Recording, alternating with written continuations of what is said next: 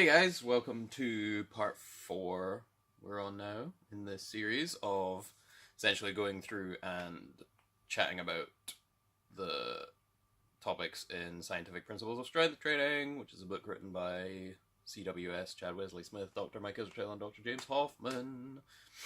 First few videos we've had, just for a quick revisit, specificity, which is essentially the governing and directing force behind your training, as in making sure that you always have your goal in mind when planning your training, and if your training is not going to assist in getting you where you need to go, then you should probably rethink your training.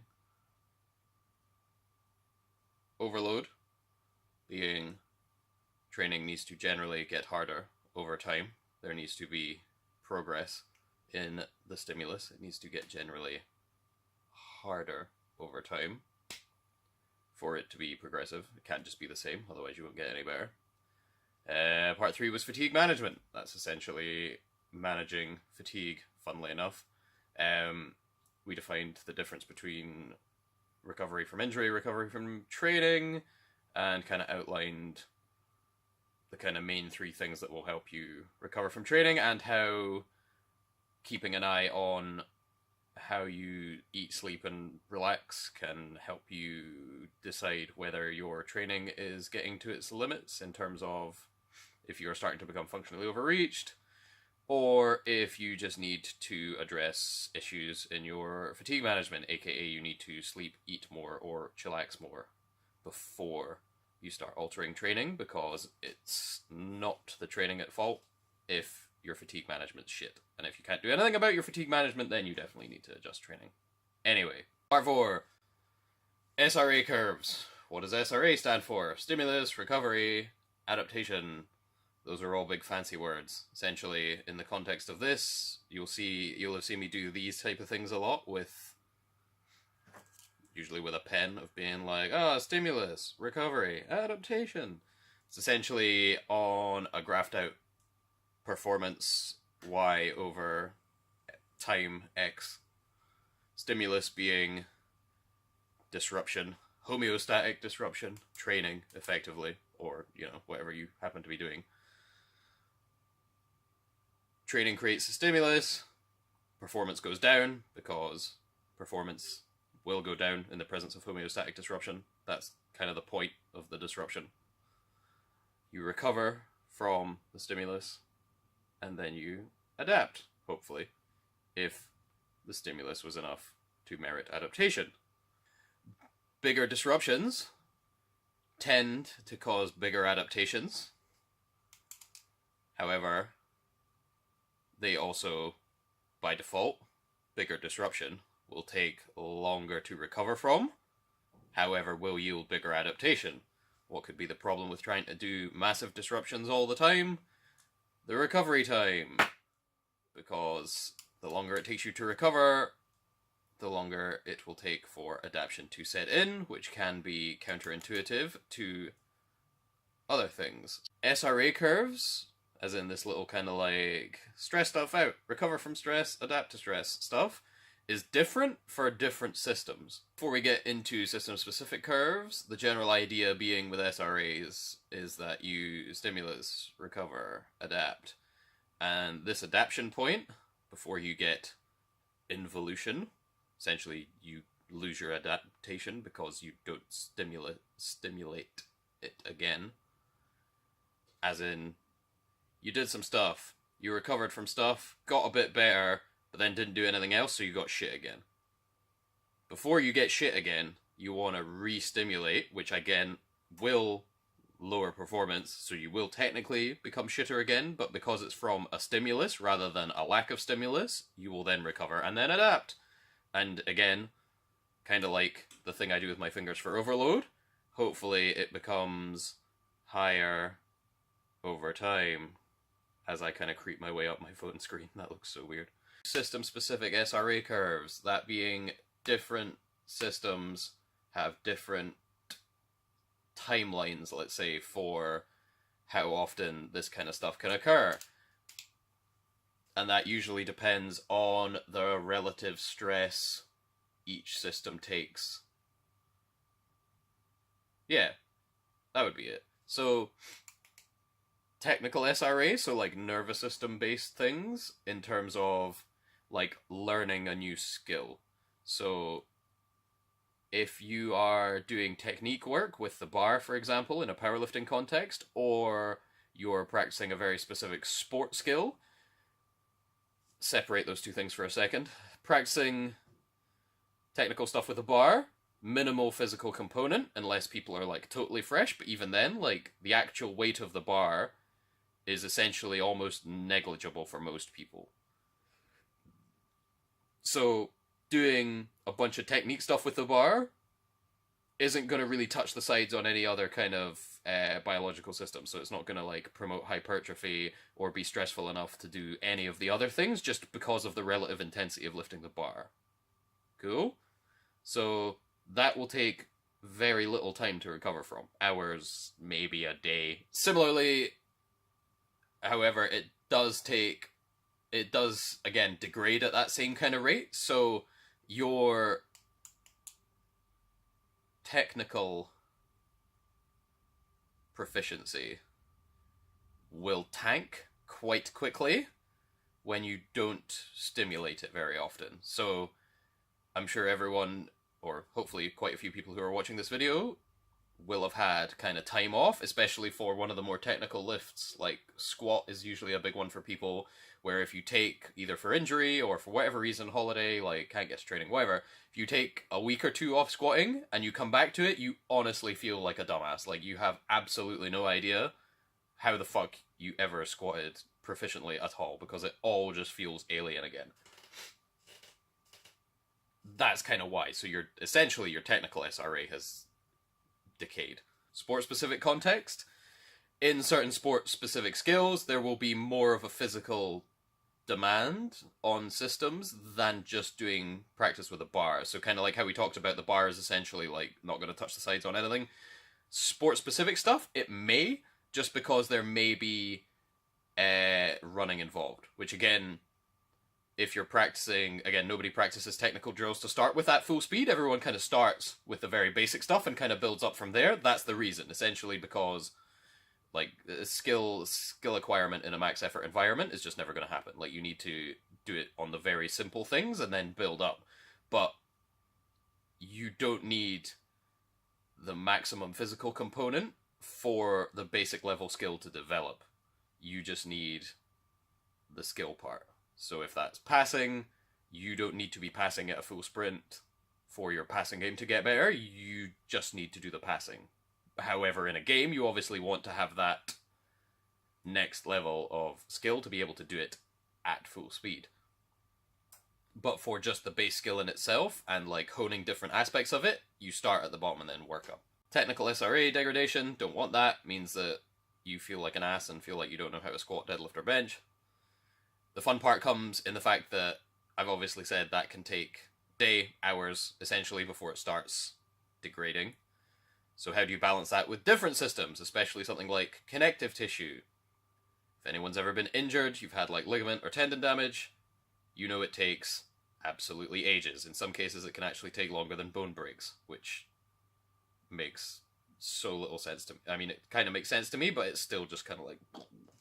So, for reasons above my pay grade, assuming, you know, blood flow, nutrient availability, all this kind of shit, and like the general physical profile of the tissues, they do not heal nearly as quickly as muscles. So, muscles get damaged with training, DOMs, blah, recover, adapt, can take, you know, days, maybe a week, if they're large tissues and you have, like, completely destroyed them, like...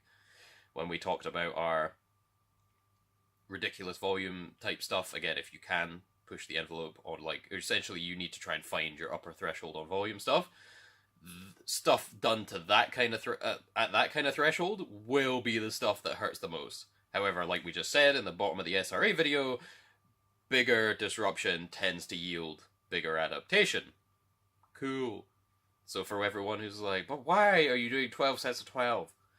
If you can do it and not die, you should, because that is the biggest disruption that you can manage within your kind of threshold. Again, we talked about overload, can't go beyond the maximum threshold of the system. If that's redlining your threshold, then that will be your biggest potential adaptation from training that you can get. So why wouldn't you do that? Like, that sounds like a really good idea. So, connective tissue stuff, if that takes weeks to months to fully heal, how do we balance technical SRA, which can take hours to days, with connective tissue stuff? Simples. Well, it's not really simple. That's why it's in a fucking video, and that's why we're talking about it. That's mistake number one, however, is waiting till we are fully healed, like, totally healed of all damage to train again. So if we had to wait for... If we only trained once connective tissue SRA had been met, we would essentially not ever fucking train. It would be like once a full moon would be your training session. And obviously that is not often enough to stimulate any kind of muscle growth. So, where do we balance it? Well, we've got to get a balancing act between these 2 points, and muscle hypertrophy's in the middle, so's muscular force output stuff's in the middle as well. Again, they vary slightly, but these are your 2 big ends. So, you want to lift frequently enough so that you don't forget how to lift, / don't make any technical progress and are too completely incompetent at it to benefit from any of this stuff in the middle. You also don't want to lift so frequently that you give all this connective stuff at this end of the scale absolutely no time to even close to recover, and you fucking hurt yourself. So, again, when we were talking about those kind of thresholds, frequently. So, how frequently is too frequently? Probably twice a day, every day, every 2 days, like kind of 2 times a week, not that frequent. 3 times a week, getting there. 4 times a week, that's fine, again, for different things. What we are doing with our training as well with this SRA stuff. So, let's take one exercise. Bench. Everybody hates bench for some reason. We talked about it last time in fatigue management, taking the quickest to recover out of the squat, bench, deadlift scenario, because it uses the smallest muscles per almost everybody, because everyone's kind of torso is usually smaller than their legs and spine. So it would recover the quickest. Cool. Out of those 3 things, that means you can train it most frequently. Training frequency will depend on how much damage you accrue in your stimulus, or your homeostatic disruption, if you want the big fancy word. We talked about last time how your qualification, aka if you are a sopping wet weak bitch or not, will determine how frequently you can train, pretty much.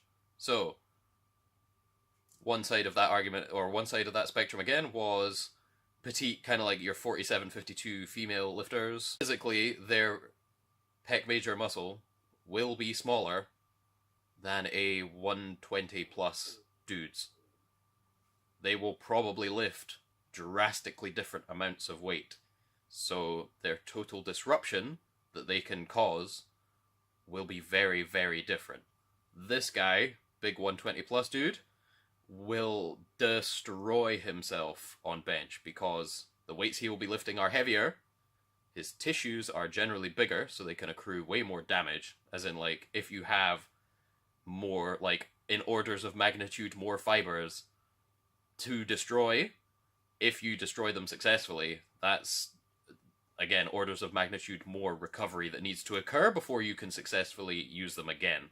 Or productively use them again would be a better word. How often can our little 52 kilo female train bench? Probably 4 times a week, quite happily.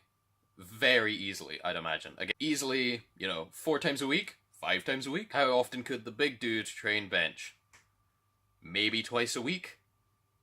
Again, if you are, for an analogy, or for some people, again, because not everyone is a 120 plus guy, so If you take your heaviest lift at the moment, how often you could train that would be relative to a 120 plus with a massive bench. Obviously, these amounts will vary depending on qualification.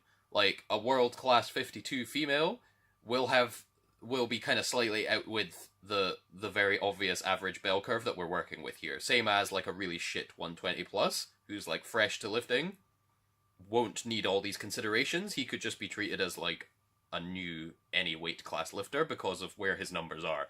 The real problem is the real determining factor is how much they lift, essentially. If, again, 52 kilo only benches 60, which again is no joke, but like, if 52 kilo woman benching slightly over body weight, or just, it doesn't even matter about body weight, it's just 60 kilos, compared to a 120 plus guy benching 200 kilos for reps, that's a lot. That is a large difference in total work done. It's assuming it's a linear increase, and not that it gets exponentially harder to lift more weight the heavier it gets. Like, it isn't a straight line. Again, this is where the whole body weight coefficient thing comes into play. Less weight moved, quicker SRA. More weight moved, bigger SRA, longer time. Determines training frequency. Sweet. Mistake number 2. We talked about mistake number 1, which is waiting too long to train again. Mistake number 2 would be aiming for too symmetrical a training week. Again, we talked about how the 3 lifts have different SRAs because they are more damage incurring, and will be by default because nobody squat, bench, and deadlifts exactly the same. Oh, camera angle change. This is essentially because I'm filming this video in 2 parts.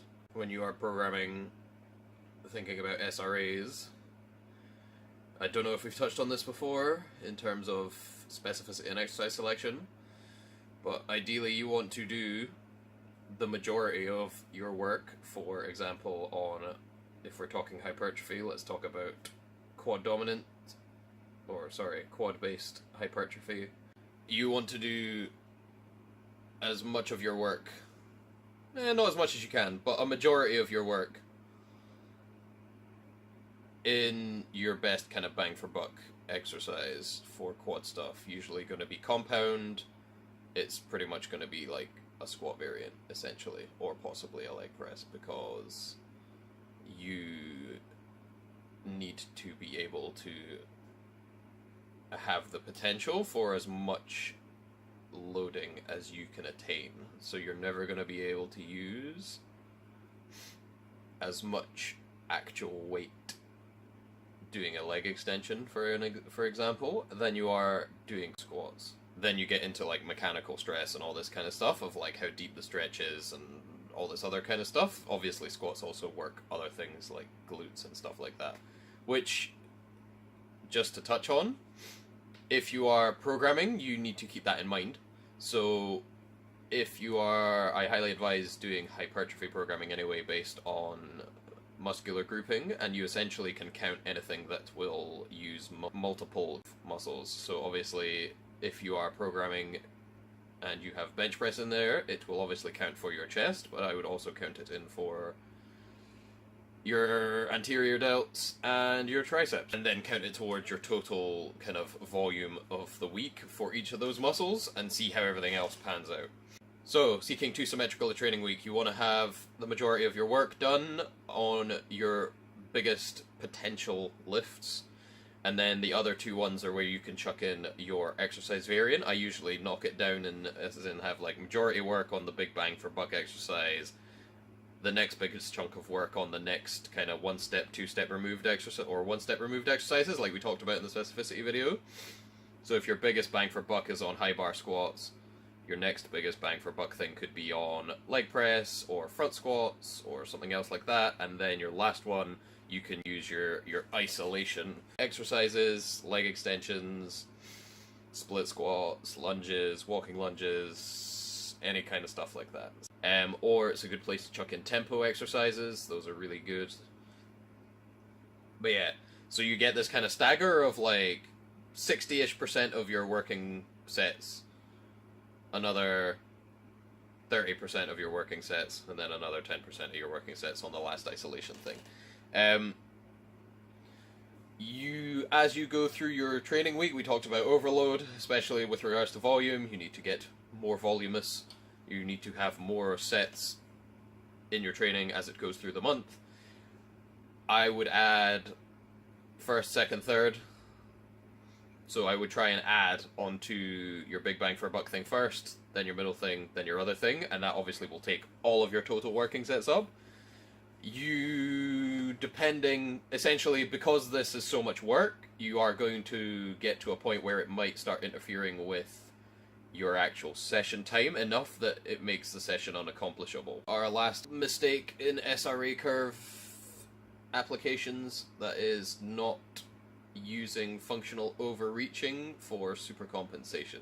So we've talked about this before on how if we have our week before deload, depending if you do 4 weeks, 3 weeks, 5 weeks, again, the bigger your range between MAV and MRV, depending on what it is, the bigger amount you can train, as long as it is continually overloading.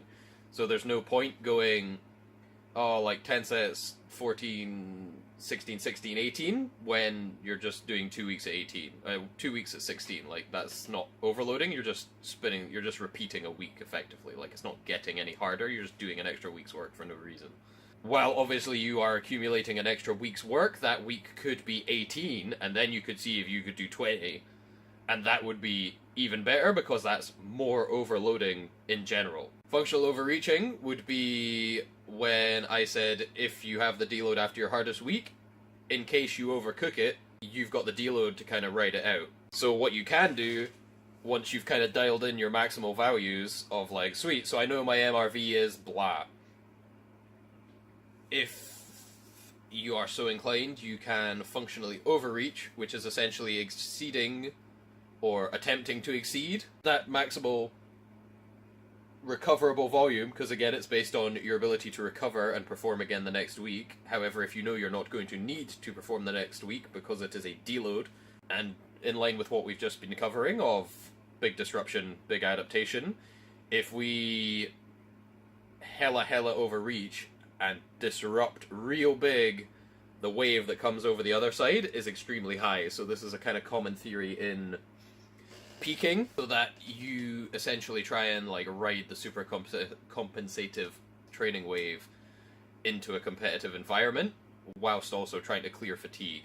So like very early on, so you obviously don't want to do that immediately next to competition. You want to do it a few weeks out in the lead up to your competition, whilst you're in the midst of this like super compensation from this super disruptive functional overreach, and then hopefully take all of that straight into competition. Obviously, if you're attempting to functionally overreach, has to be planned. You can't just realize you're fucked and then be like, I'm a functionally overreach now. No, it has to be planned, because you have to make sure fatigue management is on point, because if you're ever going to run into niggles, pains, all this kind of stuff, it's going to be now, because you're literally trying to push the limit beyond what you can recover from in your allotted training week, which sucks. So you really need to be on top of fatigue management. You need to make sure you are absolutely dialed in with sleep and absolutely dialed in with calories. Again, a lot of this kind of info might be new to people, so definitely don't just jump in by planning a functional overreach. Like, once you've kind of got the general gist of how things cycle, like week to week, month to month, training wise, then you can start mucking around with that kind of stuff. Don't jump straight into that. That's grim.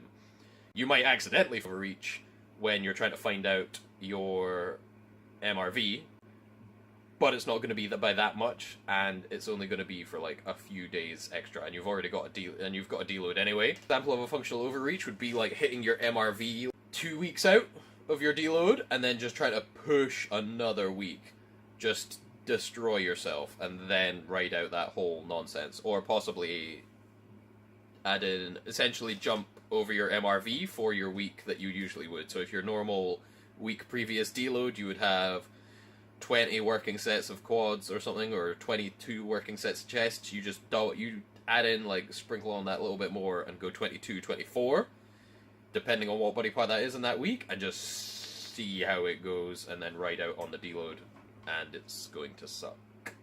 So, back on track. Again, all of this is conceptual, but it is kind of hard to picture your biological, like how you feel, like biologically and training frequency and all this kind of stuff in stupid air finger movements and what we're talking about.